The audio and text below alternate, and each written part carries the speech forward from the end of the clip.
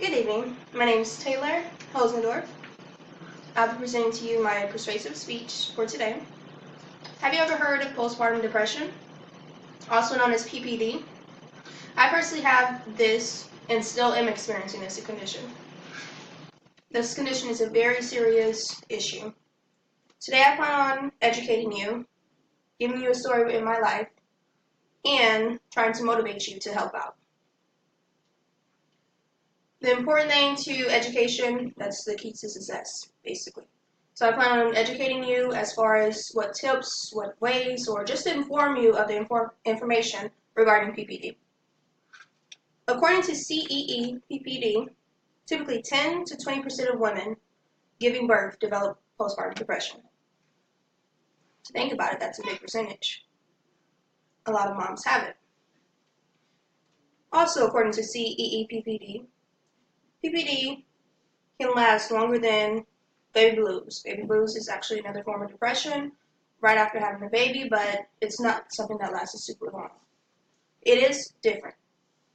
Common symptoms include anxiety, irritability, nagging self-doubt about your mother skills. PPD typically has a tendency to have you question, are you a good mother? Or are you doing the right things? Or is it okay? Is everything okay?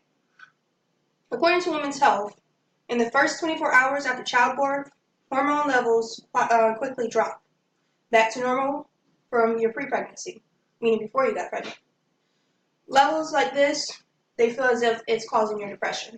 They feel like it's a trigger. It's not necessarily always what's causing it or what made it, but it has a higher chance of what's creating the postpartum depression.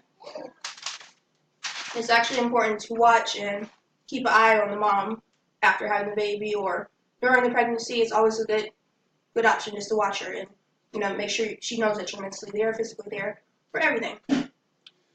For me personally, discussing my story, it began while I was pregnant, but I had a mild case. It wasn't anything that was majorly, I needed medication immediately or I needed treatment immediately. My doctor just felt as if I should watch it. I then learned, I thought it was a joke at first. I then learned in the hospital how serious it was. I wasn't able to allow my child to have a circumcision, just being that I didn't want to be away from him. I cried and cried and cried just for him to be out 5 minutes of the room to have a circumcision done and brought back to me. Postpartum depression can cause multiple different reactions. For me personally, it drew me closer to my baby at certain points. And another points, whenever he makes me angry, then it draws you away.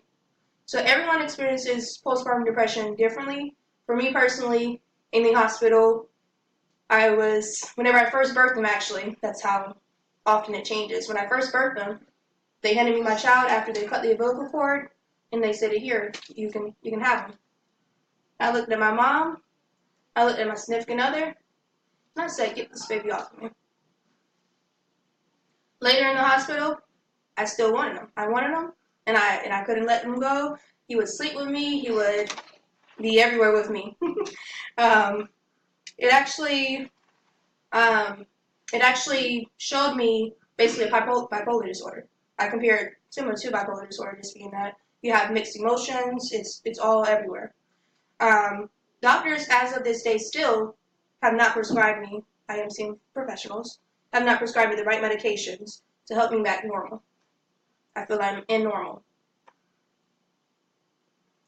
According to NIMH, you can encourage mom to talk to a health profession, offer emotional support, assist with daily tasks such as caring for the baby or the things at home. Even small things is, let me help you out as far as a chore that you have. It encourages mom that I still have someone here. It's good to always show mom that she is someone important. She is doing her job as a parent. She is doing the job as a human being. Because even not involving the child, you still have your own emotions. You still have your own toils. You still have your own issues within it.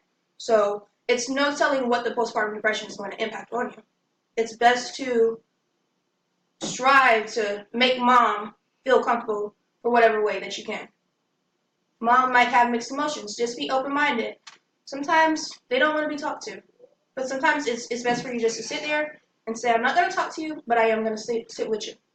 Sometimes moms just need that support or that mentality issue thing. Just something there that's telling her that she has this, we have this. Educating yourself, learning personal stories, and helping people can stop the issue of postpartum depression. Helping others can make a big difference. I urge you to make a difference. That was really good, man.